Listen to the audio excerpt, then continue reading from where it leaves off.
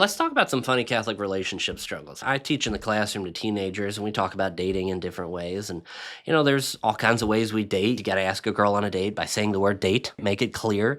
You want to date people in your own age group, at least when you're in high school. But when it comes to, college age, young adulthood, it changes a little bit. I wouldn't date somebody who's 20 years older than you, of course, but, you kind of know, you kind of have confidence. You don't want to play games at that point. But in the early days, when you're in high school or even early college and you're going on dates and trying to figure your life out, you might have some issues. I knew one guy who asked this girl out on a picnic. Okay. He showed up at her house with a picnic basket full of food, red and white checkered blanket. He thought it was obvious. He felt it was pretty easy to guess, but he never said the word date until, it was like probably 6 months later. And he finally said, "Girl, I love you. Will you be my girlfriend?" She was like, "Oh, I thought we were just friends the whole time." Boom, friendship destroyed. Not fun. You gotta say the word date. Oh, by the way, that guy was me. It wasn't so good. Not the best experience. So you learn from it. You got to pick yourself up, dust yourself off, and move on, and let God work it out in the future, right? Forgive and forget, right? Take another guy.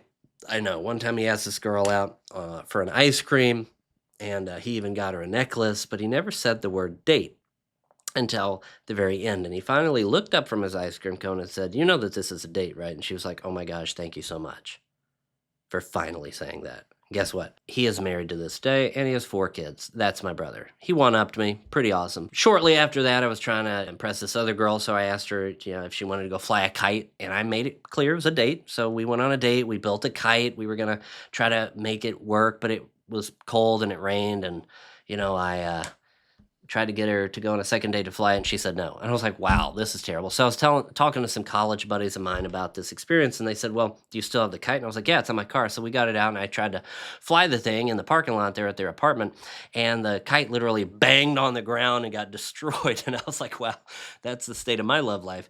But, as I thought about it, that's kind of what marriage and dating is meant to be. We're supposed to have some healthy tension. You got to have some boundaries. You got to have some, healthy attitudes. You don't want to be so reluctant you never do anything because then you're just sitting there, right? Or you weigh your kite down with anxiety and fear and you never get off the ground. In fact, you could cause more damage than good.